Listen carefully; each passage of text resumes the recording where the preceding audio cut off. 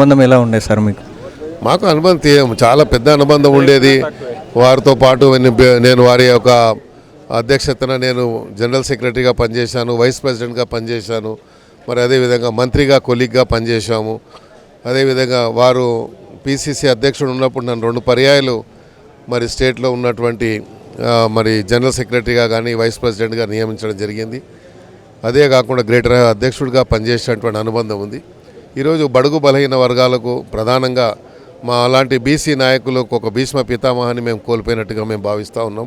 వారి ఆత్మకు శాంతి చేకూరాలని, వారి కుటుంబానికి భగవంతుడు మనోధైర్యాన్ని ఇవ్వాలని, ఎంతోమందిని నాయక లక్షణాలు ఎలా ఉండాలని నాయకుడిగా చేసినటువంటి గొప్ప నాయకుడు డి శ్రీనివాస్ గారు చాలామందిని అసలు ఎవరు ఎమ్మెల్యేలు అవుతామా అని అనుకోని వాళ్ళని కూడా ఎమ్మెల్యేలు చేసి వాళ్ళని పిసిసి కార్యవర్గంలో తీసుకొని వాళ్ళకి రాజకీయ భవిష్యత్తు ఇచ్చినటువంటి ఎంతోమంది ఈరోజు అధికారంలో ఉన్నారు, పెద్ద పెద్ద పోస్టులు ఉన్నారు. కాబట్టి రాజ్యసభ మాజీ సభ్యులు, మాజీ మంత్రివర్యులు, ప్రదేశ్ కాంగ్రెస్ కమిటీ మాజీ అధ్యక్షులు మా అందరికీ కూడా సుపరిచితులు.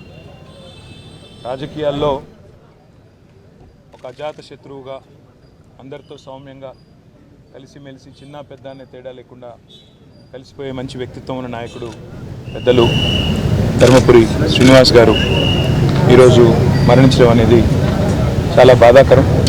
పెద్దలు మా పార్టీ అధ్యక్షులు కేసీఆర్ గారి ఆదేశం మేరకు గౌరవ శాసనసభ్యులు మాజీ మంత్రివర్యులు ప్రశాంత్ రెడ్డి గారు, జగదీష్ రెడ్డి గారు, నేను, అదేవిధంగా మా నాయకులు మాజీ ఎమ్మెల్యే గణేష్ గారు, మాజీ ఎమ్మెల్యే సురేందర్ గారు, ఇంకా సోదరులు బాల్క సుమన్ గారు, రాగిడి లక్ష్మారెడ్డి గారు అందరం కూడా కలిసి వారి కుటుంబానికి సంతాపం తెలియజేయడానికి, వారి కుటుంబానికి మా పార్టీ తరఫున, మా అందరి తరఫున వ్యక్తిగతంగా కూడా సానుభూతిని వ్యక్తం చేయడానికి ఇక్కడికి రావడం జరిగింది. ఈ బాధాకరమైన సమయంలో వారి కుటుంబం, వారి అభిమానులు మరి మనోనిబ్బరంతో ఉండాలని ప్రార్థిస్తూ, వారి ఆత్మకు శాంతి కలగాలని చెప్పి కూడా ప్రార్థిస్తూ మీ అందరికీ ధన్యవాదాలు.